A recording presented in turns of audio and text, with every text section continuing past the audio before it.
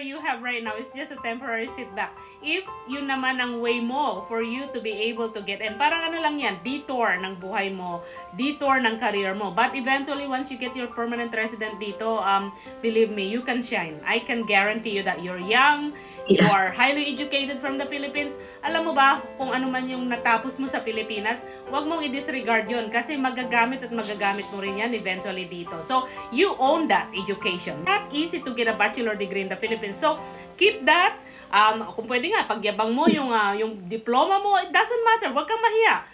Kasi, ang pagiging caregiver, this is temporary. I brought so many people here. They came here as caregiver. They were crying. Kasi mga head sila, mga manager sa Pilipinas. But they were crying kasi they're caregiver. Alam mo yung nasasaktan yung puso nila becoming a caregiver.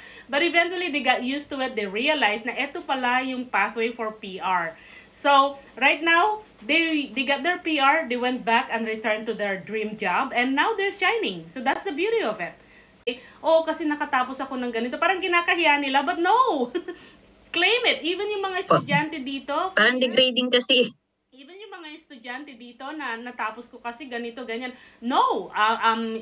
You keep that. Kasi eventually, magagamit mo rin yan.